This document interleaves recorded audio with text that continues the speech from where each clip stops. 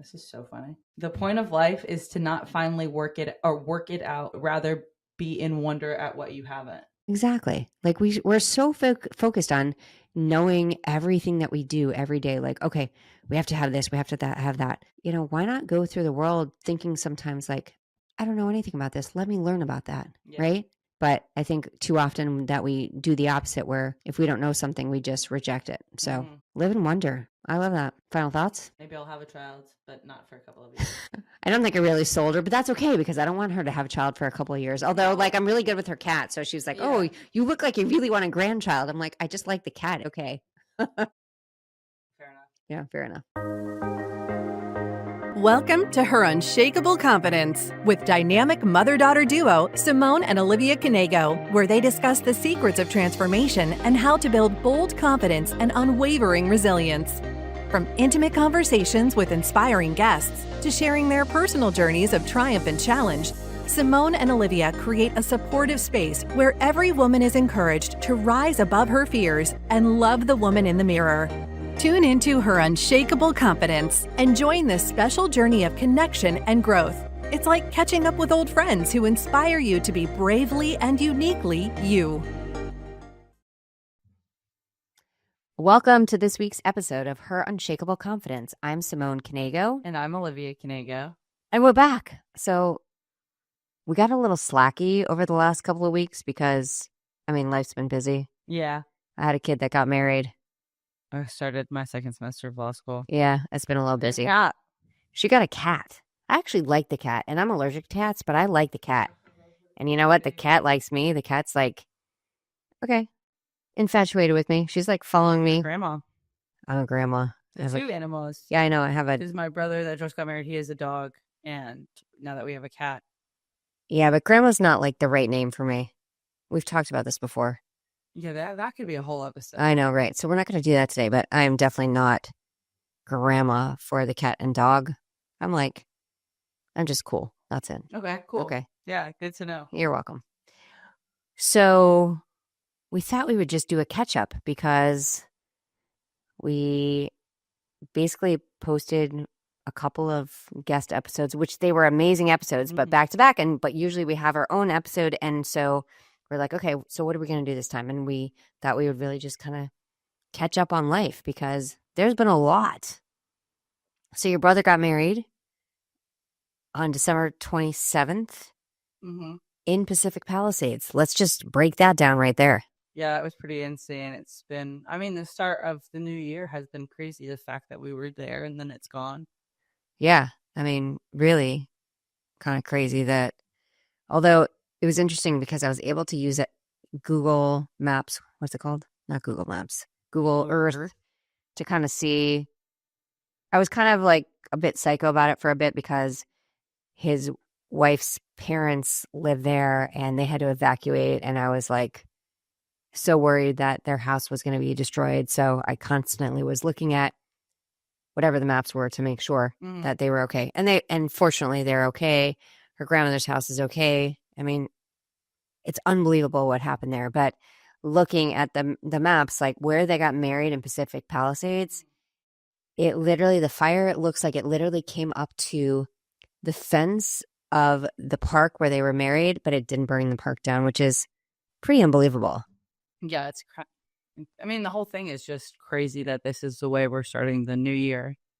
And it's been how many days? Like 20 days since it started, and they're still not fully contained, and more fires keep popping up. Yeah. We talked about this before, how living in Florida, we obviously with the hurricanes, that's a different level. So when you have to evacuate for a hurricane, you have some days. You can choose to leave. You can choose to not.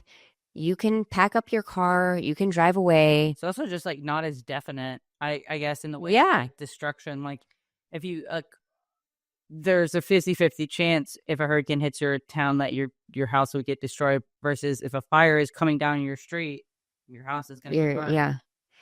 And it's like the absolute of it. So with a hurricane, you leave or you don't, because some people don't. But when you evacuate, obviously we've taken like our most important valuable items other than our humans, because we always take our humans with us, hello, and our dogs, because those are the most valuable. But when we come back, the assumption is that there's going to be something left. So, I mean, even if our roof gets torn off but there's still, I mean, there's been occasions where houses have been totally swept away by the water. It's not frequent. Yeah. It completely gets, like, there's nothing there. But with a fire, it's just gone. Yeah. Like every single item. I watched this one video of this couple that came back to their house, and their only focus was on finding her wedding ring, and that was the only thing. Like they went through the dust that was left, the ashes that were left, and they found her ring. And that was the only thing that they really wanted to find, and that she was like devastated that she didn't take it when she left. But like, what do you do in those moments, right? How do you decide what you're going to take? And I actually talked about this with my friends that I have a list of the things that I'm going to take when it comes to a hurricane, but that's a different story than a fire. Like you just don't have that time to really. Yeah. So I don't know. Think about it ahead of time. Like if something was coming at you, like what would you take? What are the most important things that you need? Like for me, obviously anything that's valuable in terms of jewelry, money, but I'm sorry. I have that. Well, you have a little bit of that. Everything I value, I wear. Okay. So you take that with you. But really, it's the documents that are so important, like the adoption documents for the kids, the birth certificates. Yeah, I mean, most things are replaceable. Well, here's what I grabbed when my building caught on fire last summer. Oh, yeah. True. I grabbed my work computer. I grabbed my regular computer. I grabbed my wallet. I think that was it. Yeah. I was like, yeah. To me, it's like I have, obviously, the things we have a safe in the house. And so everything that's in there comes with me. But a lot of what's in there are the documents because, sure, you can get a new passport. You can get a new birth certificate. But for me, the adoption documents for your siblings, like that's key to me because I think some of those are really hard to replace because, they were done before. I mean, it's also really hard to get new passport and new any of the above. Like, yeah, like if they're replaceable, it's hard to do. And if you have none of them, it's impossible to do. Yeah. My friend has going through this predicament of getting a new ID, but she lost her old ID and no one lives in the old state anymore. And so it's like a pain in the butt to do. So like, yeah, I would say grab all of your documents and everything in that sense. And I know it's something we don't want to think about, but I think you do have to think about it. I think you have to think about like, okay, if something happened, like what would I grab? And also maybe, I don't know how tested these things are, but like you got those fireproof filing cabinets. Are those the thing those work? They're only rated for a certain number of hours. So if you have a fire that's like burning your house for 10 hours, it's not going to last. I think they're like rated for like 3 hours. So I don't honestly know how fires work then. Because how could a fire burn your house for 10 hours? Well, because I think the ember, I don't know either. I'm not like a fire marshal, but like the embers just don't stop, right? And a lot of the make those better than TBH. Yeah. Hello. There's a big business out there for someone who wants to start it to make fire cabinets last for actually fireproof, like where you wouldn't have to even. Oh, it's fine. Like I don't even have to panic. Everything was in the fire cabinet. Like why is that not? Huh? I'm confused. So it's interesting because we were having this discussion too about how like with the kids' adoption documents and that I should keep them like in a safe deposit box at a bank, which would make sense for a hurricane. But when it comes to a fire, and that was a very common thing that happened there where the banks burned down. So therefore, when you think about it, when you go into those vaults, I don't know what it's rated for, but all I can say is that take it with you. Take it with you. Like just have a plan that you take it with you. Deposit boxes for these days. Like if you just don't have a safe in your home would be my general guess. But it would make sense for me in Florida to put stuff in a safety deposit box and a place that's not like beyond hurricane rating, so that you can. Yeah. I don't have to flood. The idea of having like that you're just putting that into someone else's responsibility. And I mean, like from a legal standpoint, like that's a fine thing to do. It just would also freak me out. Like, because then they take on the responsibility. Yeah. It's not you. I mean, a big part for me is I like control of I like control in general. Yeah. Hello, we know that. But especially when it comes to that stuff, because I feel like I put in so much work to these documents and stuff that I don't want to leave them anywhere else but like in my own control. So, I mean, that's been devastating. Just all the fires. It's, I mean, horrifying to watch, honestly. But let's go to the good stuff. So Jacob got married. Yeah. Yeah. I mean, wedding number one out of the... He's legally married. Yeah, he's legally married. I think they are. Yeah. Yeah, they're legally married. So they got married December 27th, but then they're doing their big wedding with their friends and other family members in Spain in June. And we did a party at our house last month for our local friends because... Weekend. I'm sorry. Okay. Yeah. This month. Sorry. This month. What month is it? It's January. Okay. But it's so close to being February. I know. Okay. So our friends were like kind of disappointed that they weren't going to be invited to Spain. So we were like, okay, let's do a party. A good friend of mine said, Simone, do a party in Sarasota. So we did a party in Sarasota for our Sarasota friends. And I think it was pretty much a blast. Yeah, I had a great time. Yeah. Okay. The caricaturist at it was like a little funky. I didn't get one done. I think that's just so funny, so that I did not do one. Yeah. So we did one. I didn't look like me. Dad looked like him. Like he did. Your dad looks like pretty accurate, but it was funny. They said like the guy did a really good job with the men, but not so much with the women, whatever. So, but it was a really fun party. Yeah, that was great. Yeah. So that was really exciting. So that was like a big beginning to our new year. And then, I mean, we got the hats at the end of last year. Oh, I mean, hello, hats. Yeah, the hats are cool. It snowed in Nashville. Yeah, it snowed in Nashville, and it's cool. I mean, we're in Nashville. Oh, hello, we're in Nashville together. How cool is that? That's why we're recording together. I'm here for work, so I'm visiting. I'm staying with her. It's not visiting. I'm like, girl, can I have your second bedroom while I'm here? Yeah. No. So we're like, okay, we'll record in person, wearing our hats. And then the hat disappeared. I think the cat took the hat. The cat took the hat. Cat in the Hat. And then we found the hat. So we're all good. The Cat in the Hat's a weird movie. We're going to bring it to that. Oh my God. The Cat in the Hat, let's bring it to that. I was just going to justify it off the bat that The Cat in the Hat's a weird movie. Not the animated, the live action. Well, it's kind of psychedelic, right? Yeah, but why is it targeted towards children then? I guess a lot of children's movies like feed on this psychedelic theme, but like that is too much for me because it's gross. Well, think about it. So many kids' movies are really not appropriate for children. A lot of the things they say. Yeah, kids actually knew what was happening. Yeah, they have no clue. Like the jokes are like almost inside jokes for adults. But that one to me is like nightmare producing because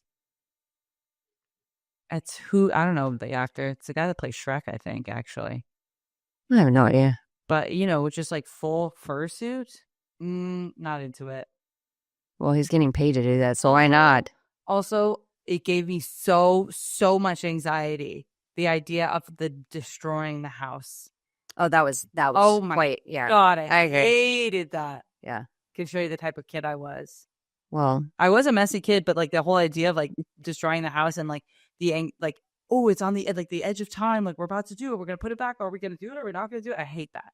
Hate it. Yeah, I would agree. I think that was pretty stressful. Okay, that has nothing to do with what we're talking about. I mean, how do we get to Cat in the Hat from our hats? I'm an exchange student. Yeah. So we have an exchange student. She's great. So people are like, oh, yeah, 6 kids. And you said yes to an exchange student. Why not? So you don't have 6 kids living at home. No, I don't. You know what? It doesn't matter if you have 6 kids living at home or 6 kids out there. Like, there's still every day that you have to do things that are very stressful. Like what? Like when you call and say that you're super stressed about this exam and I feel like I'm in the moment, or that you're, whatever, you have this going on. And then your sister texting because she's stressed about this. And then, me not being home and I'm away for work and the dogs are taking a shit in the house. And I'm like, okay, well, I don't know what to tell you. Like, walk the dogs more. So it becomes very stressful, all of it mixed together. And Noah's trying to get his grade up on the ACT, and Jacob's waiting for stuff with his job. And there's just every day there is things to stress about. So it doesn't matter if your kids are at home or if they're out. Like, we need to give ourselves more grace as parents, because When do you it is stress about your kids then? I don't think you stopped stressing about your kids. I mean, it's different levels, right? When they're little, like, you just want them to like poop on the potty, and you want them to make friends and like those kinds of things. And the wanting to make friends thing is something that you keep throughout life for your kids. yes, because you want your kids to feel accepted and loved. And so, I mean, that's huge across the board. So when your kids move to a new town and they don't have a partner, that's stressful, right? To think every day, like when your sister moved to Cardiff, like, does she have people that she's going to hang out with? Is she going to be completely alone?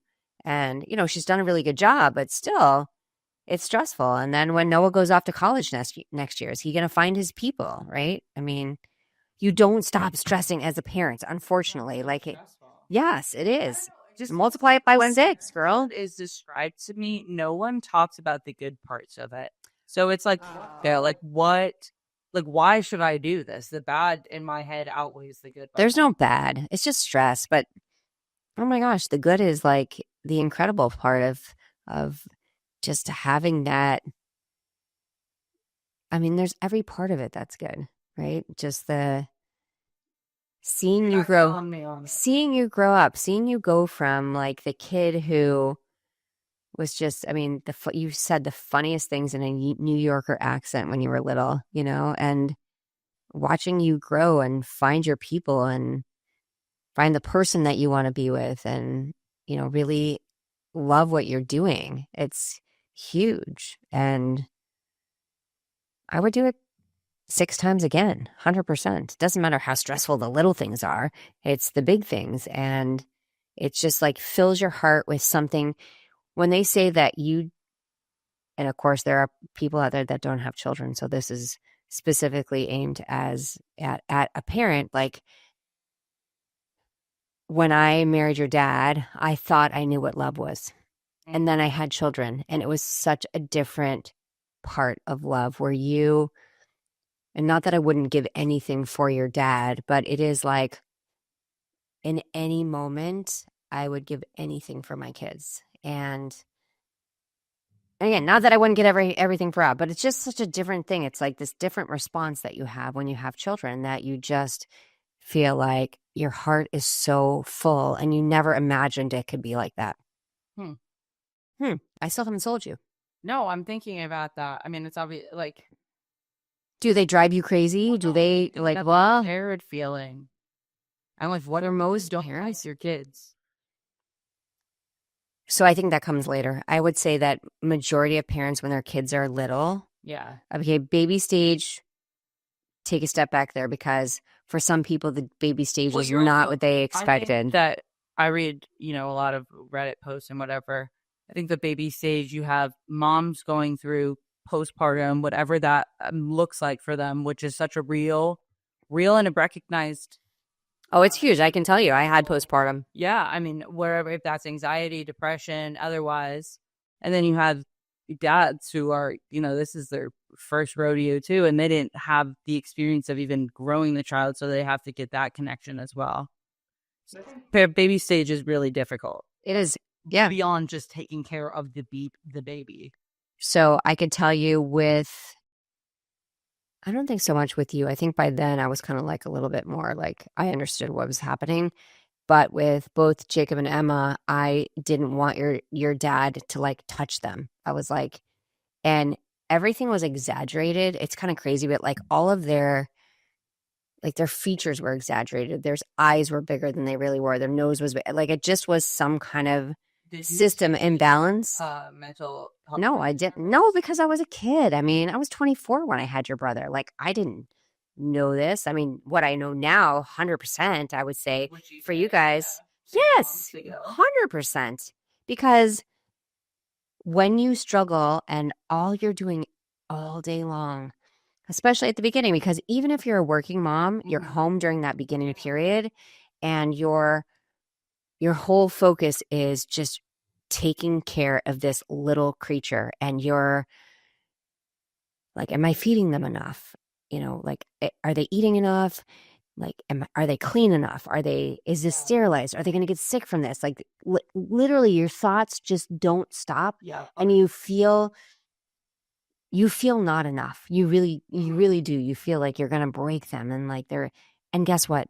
You don't break them, right? You just, but yeah, I would 100% if I, going back to it, like I would say that I would definitely say from the beginning, right after you have a child, you should have some kind of therapy, regular check-ins, or a mom's group, something that you understand that you're not alone in this, because I felt very alone in that. And it had nothing to do with your dad. He had no clue. Yeah, I was like, don't touch the baby. He's like, what? I think a lot has changed, I would assume. And just in general with mental health, but like within that, like the postpartum mental health community, to the point that it's way more recognized now.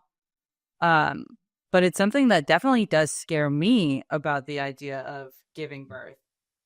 I think that, but again, what you just said is that we're much more aware of it now, and we understand like the importance of really taking care of ourselves and having our spouse understand that, geez, like this is a big deal. Like it's not like, oh my gosh, we just feel overwhelmed. It literally is a chemical imbalance after you have a child, that you go into a state where you feel like you're not doing enough, or you go into this really dark state about yourself. And I think that it's so important that we understand that going into a pregnancy, so that you don't feel like, oh my gosh, I'm completely alone in this. And that, I think that's such a huge thing, is that in so many parts of our lives where we feel like we're alone. So going back to the whole thing about selling you on having a kid. I don't want you to have a kid right now. You're 22. Hello. No having kids right now. I can very balance loss without a child. But I don't know. Shout out to the parents that do like or any sort of schooling on top of raising a kid or even working a job, because I don't know why, to me it's more remarkable. And like shout out to working parents as well. But when you're in school, you can't just leave it at the door. No. When you can with work. Yeah. So it's like, and your schedule is not as definite. I don't know. I think it's really incredible, the parents that do it. Like shout out to them. Yeah, 100%. But I mean, going back on a kid. Yeah, I just think that what changed my life the most was having all of you. Like, and every single one of you was so different, whether biologic or adopted. Like, every single piece was so different and added so much to my life. I wouldn't be the person I am today if I wouldn't have had you guys. And so I wouldn't change it for the world. And just understanding that, like, none of that is easy. I mean, none of life should be easy, right? If you're growing, it's not easy. Well, I want to go back to the question, what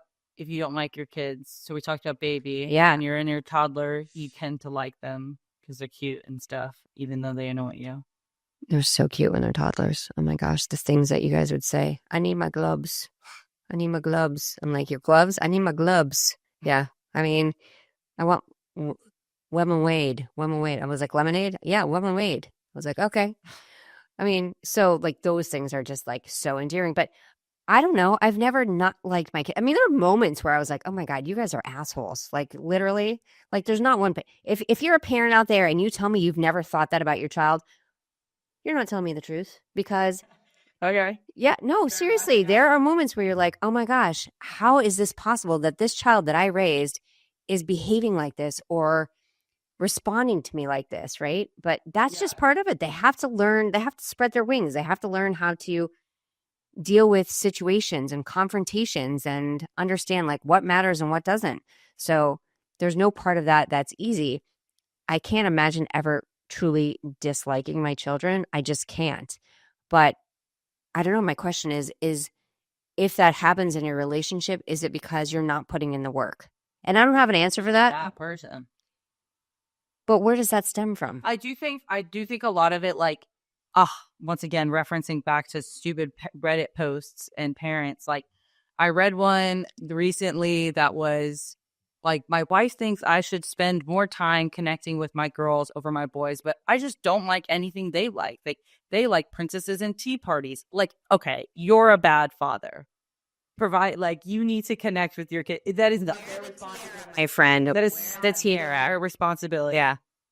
Do the things that you like. It's your responsibility to find something that you guys can enjoy in common. But at first, when they're in their princess years, you're going to put on a princess dress. Yeah. Pretty princess. You play the game. Yeah. You wear the thing. You do all the things because what do you want for your daughters? You want to build them up so that they feel confident in their skin. Yeah. And if you're not going to interact with them, like, what's even the point? No, I agree. But I do think there's something to be said. Like, I don't have anything in common with my kid. I do think that just takes, you need to spend some more time developing that relationship or finding a skill that you guys can start together.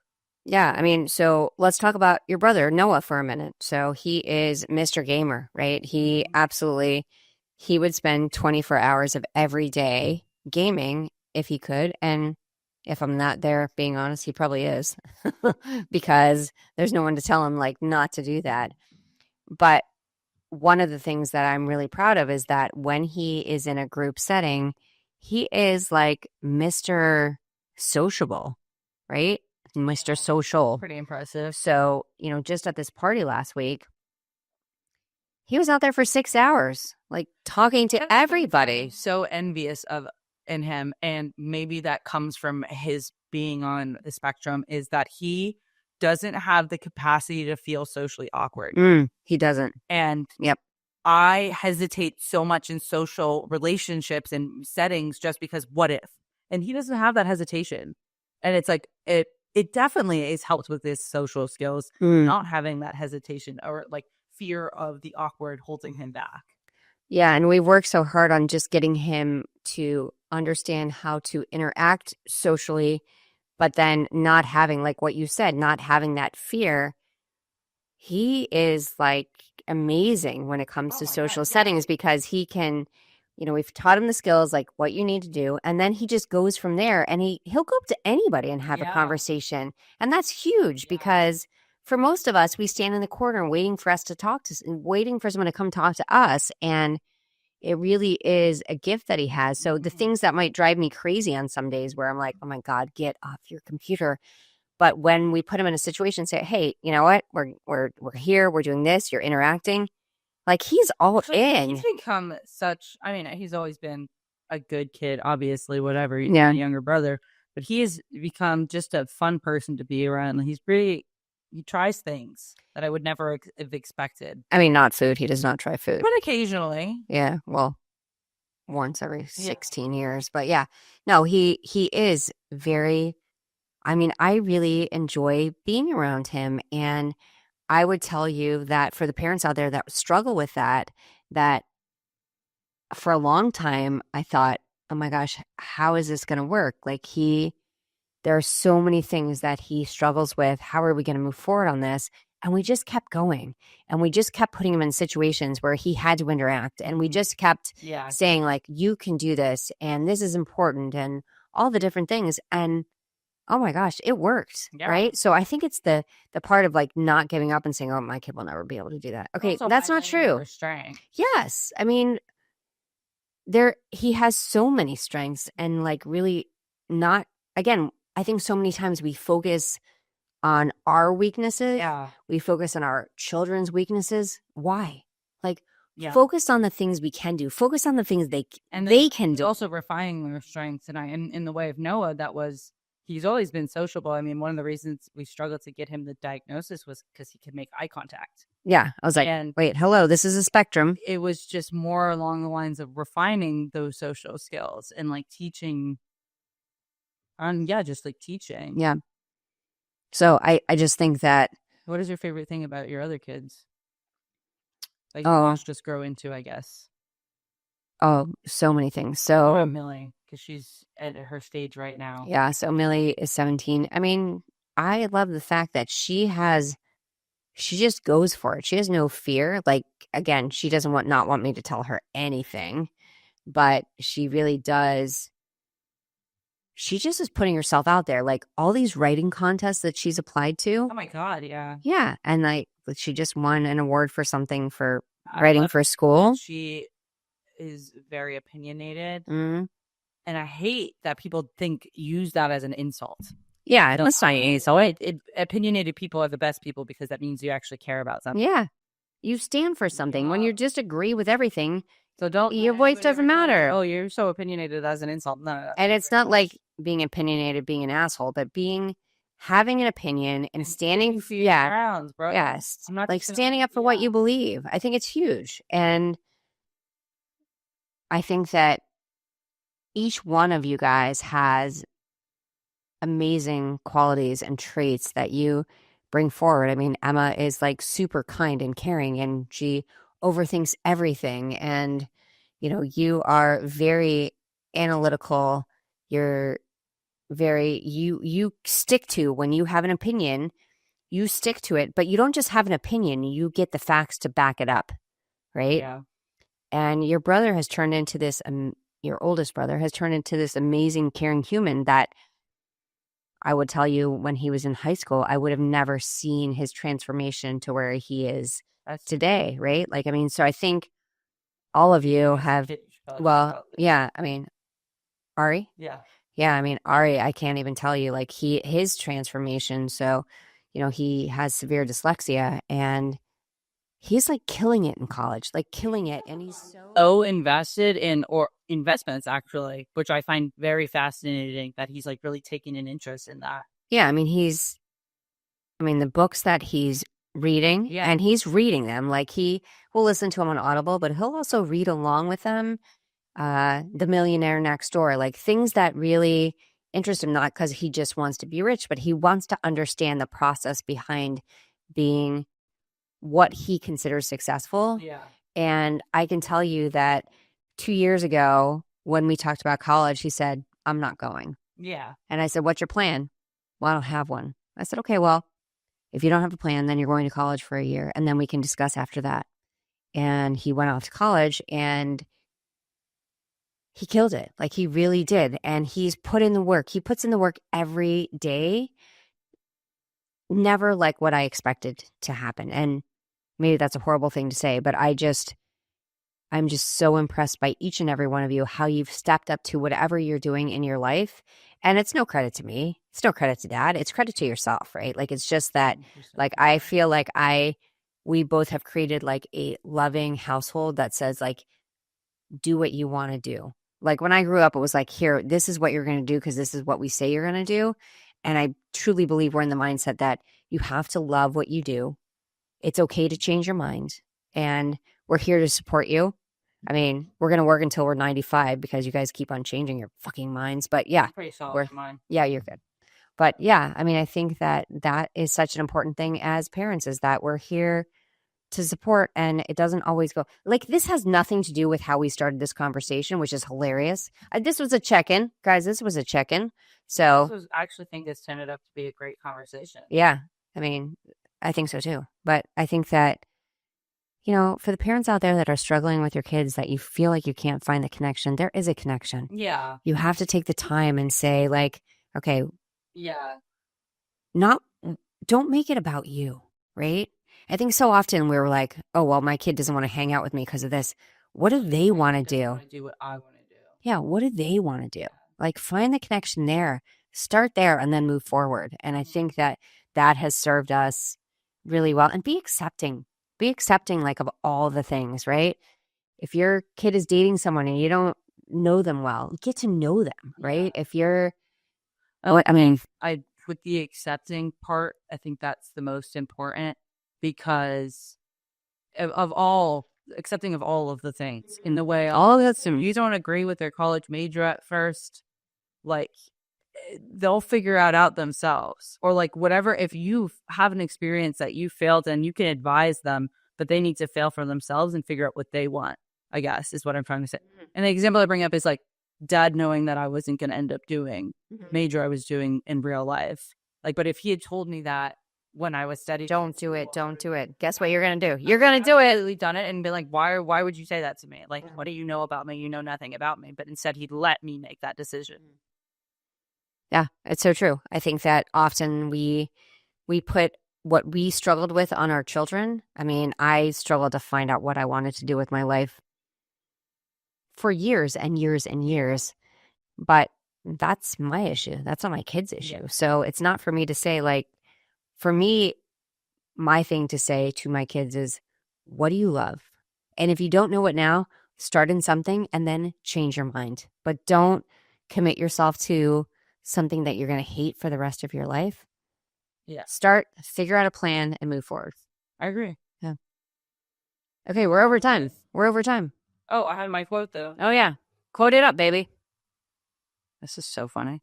Like, the point of life is to not finally work it out, but rather be in wonder at what you have it. Exactly. Like we're so focused on knowing everything that we do every day. Like, okay, we have to have this, we have to have that. Why not go through the world thinking sometimes like, oh, I don't know anything about this. Let me learn about that. Yeah. Right? But I think too often that we do the opposite, where if we don't know something, we just reject it. So live in wonder. I love that.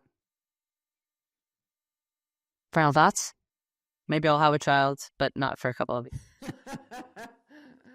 I don't think I really sold her, but that's okay because I don't want her to have a child for a couple of years. Although, like, I'm really good with her cat. So she's like, oh, you look like you really want a grandchild. I'm like, I just like the cat. It's okay. Fair enough. Yeah, fair enough. Thank you for joining us on this week's episode of Her Unshakable Confidence. We will see you next time. Bye, guys. Always remember, you are unshakable. Thank you for listening to Her Unshakable Confidence with Simone and Olivia Knego. We hope this episode has made your day just a little bit brighter and given you the inspiration you need to confidently go about your week. Always remember to be authentically you. Don't forget to like and subscribe so you never miss an episode. And feel free to connect with them on Instagram at Simone Knego and at Olivia Knego. Till next time.